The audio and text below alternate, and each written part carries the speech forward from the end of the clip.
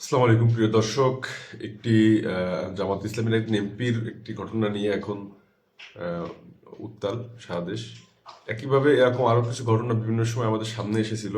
বিশেষ করে আরো একজন প্রখ্যাত আলেমে দ্বীন, তার একটি এমন একটি ঘটনাকে কেন্দ্র করে ইতিপূর্বে ফ্যাসিবাদী আমলে এটা নিয়ে অনেক কিছু হয়েছে। আসলে মানুষ কেন বৃদ্ধ বয়সে বা একটা মানে স্ত্রী আছে তারপরে এরকম আসলে করে বা এরকম হয়ে যায়, প্রেক্ষাপটটা কি, কোনভাবে হয়? আমি দুইটা উদাহরণ দেবো, এই দুইটা উদাহরণের মাধ্যমেই আশা করি বিষয়টা স্পষ্ট হয়ে যাবে, আর কোনো যদি কিন্তু থাকবে না। সেটা হচ্ছে, দেখেন বাংলাদেশে, এবং কেন হচ্ছে এটার কারণও আমি উল্লেখ করবো এবং নির্ভুল কারণ উল্লেখ করবো ইনশাল্লাহ শতভাগ। আমাদের সমাজে আমরা দেখি দুই শ্রেণীর লোক যাদের দীর্ঘদিন যৌবন থাকে বা বিয়ের প্রয়োজন হয় আর কি। যারা কৃষক, শ্রমিক, গরিব মানুষ, এদের দেখবেন এগুলো নিয়ে সমস্যা হয় না, ভিডিও টিডিও ফাঁস হওয়া খুব বেশি দেখা যায় না, বা হলেও ব্যবচার কমই হয় তুলনামূলক। বেশিরভাগ করে থেকে এলিট শ্রেণী, দেশের এলিট শ্রেণী, ব্যবসায়ী, বড় বুদ্ধিজীবী, বড় সম্পদশালী লোকেরা। তো এই এলিট শ্রেণীর লোকেরা তাদের খাদ্যাভ্যাস, প্রোটিনযুক্ত খাবার বা তারা যে সকল উন্নত মানের বিভিন্ন বিভিন্ন খাবার খায় আর কি, ফলে তাদের যৌবন বা শারীরিক সক্ষমতা দীর্ঘদিন থাকে, আর তাদের অর্থনৈতিক সক্ষমতা থাকে। কিন্তু ধরেন একজন 60 বছর বয়স্ক একজন এলিট শ্রেণীর একজন ব্যবসায়ী, তার স্ত্রীর বয়স কত, 50-55, তখন ওই এলিট শ্রেণীর লোকটা ওই স্ত্রীর কথার বাইরে বা ওই সংসারে ঝামেলা করে আরও বিয়ে করতে পারে না, কিন্তু ও যৌবন তো পুরাই আছে, 60 বছর 70 বছর।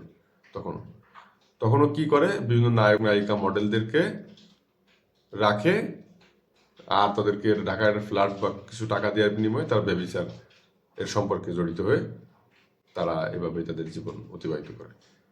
আর ধর্মীয় প্রবক্তা, আলেম বা এই ধরনের লোক যারা, এগুলো বিভিন্ন সময় দেখা যায়, শোনা যায়, তাদের বিষয়টা আরো বেশি জটিল। যেহেতু আমাদের সমাজে দ্বিতীয় বিয়ে করার প্রচলন নেই, বা দ্বিতীয় বিয়ে করলে মানুষ থুতু দেয় অনেক ক্ষেত্রেই।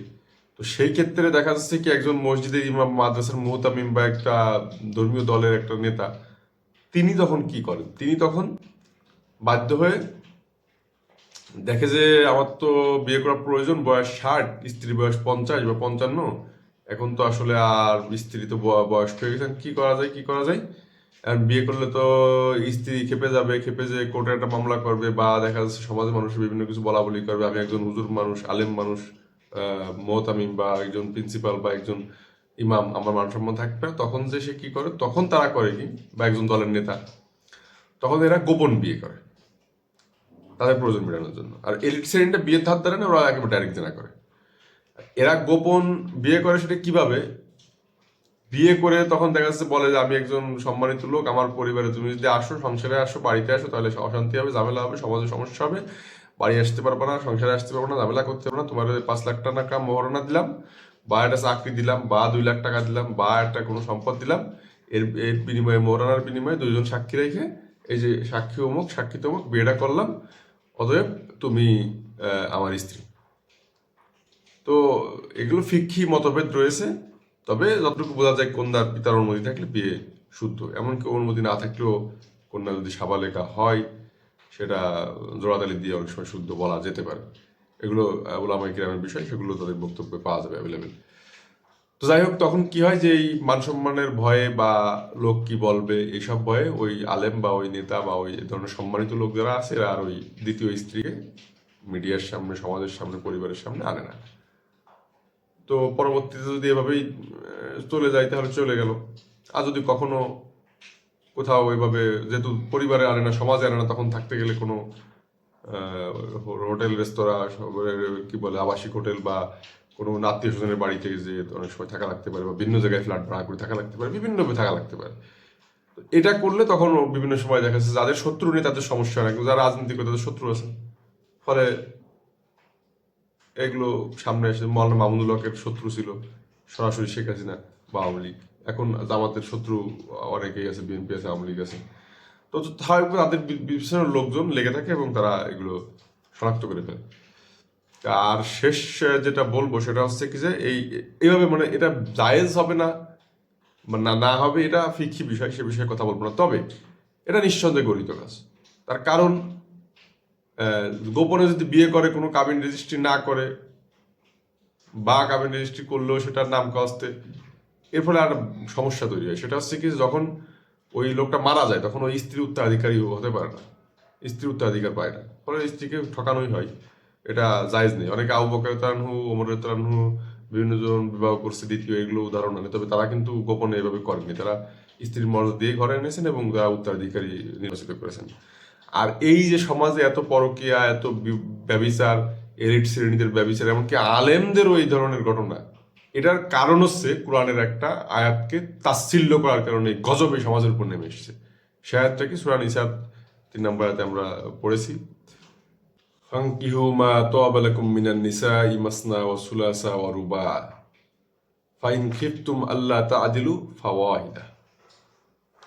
এই যে আয়াতটা, এই আয়াতের মাধ্যমে আল্লাহ তাআলা কিন্তু 2টি, 3টি, সর্বোচ্চ 4টি বিয়ে করার অনুমতি দিয়েছেন। আবার বলেছেন যে তোমরা যদি সন্দেহ আশঙ্কা করো যে ন্যায় বিচার হবে না, তখন একটা, ফাওয়াহিদা। তো আল্লাহ পাক তো জানেন, যেহেতু তিনি সৃষ্টিকর্তা, তাই না? এবং কোরআন আরেকটা আয়াত আছে, আল্লাহু ইয়ালামু ওয়া আনতুম লা তা'লামুন, আল্লাহ জানেন, তোমরা জানো না। তো আল্লাহ আমাদেরকে সৃষ্টি করেছেন, আমাদের প্রয়োজন আল্লাহ বেশি জানেন। আমাদের শারীরিক অবস্থা, মানসিক অবস্থা, সবকিছু আল্লাহ আমাদের থেকে বেশি জেনে থাকবেন। এই জন্য তিনি জানেন বলেই তিনি বলেছেন, তিনি দিয়েছেন যে হ্যাঁ, একটা করো, প্রয়োজন হলে 2টা করা যেতে পারে, 3টা করা যেতে পারে, কিন্তু সেটা শারীরিক এবং অর্থনৈতিক সক্ষমতার ভিত্তিতে। আর আজকে যারা এই আয়াতকে অবমাননা করে যাচ্ছে, তখন তারা তাদের প্রয়োজন মেটানোর জন্য কি করতেছে? এলিট শ্রেণী যাই রেস্টুরেন্টে নারী নিয়ে, আলেমুলামারা করে গোপন বিয়ে, কোনো কোনো ক্ষেত্রে ব্যভিচার, কোনো কোনো ক্ষেত্রে এ ধরনের কিছু। সাধারণ মানুষ যে করে না তা না, তাই না? তো আল্লাহর বিধানকে তুচ্ছতাচ্ছিল্য করার কারণে এই ধরনের আযাব গজব নেমে এসছে, এবং এর বিনিময়ে পরকালে জাহান্নাম হয়তো হবে। তো আল্লাহ মাফ করুক আমাদের, এবং সঠিক বুঝ দান করুক, এবং আল্লাহর বিধানকে নিয়ে তামাশা না করার তৌফিক দান করুক। আল্লাহর বিধানকে নিয়ে যদি সমাজে তামাশা না করা হয়, না করা হতো, তাহলে আলেমরা এভাবে কট খেত না, নেতারাও এভাবে, বিভিন্ন নেতা বা বিভিন্ন শ্রেণীর এভাবে কট খেত না।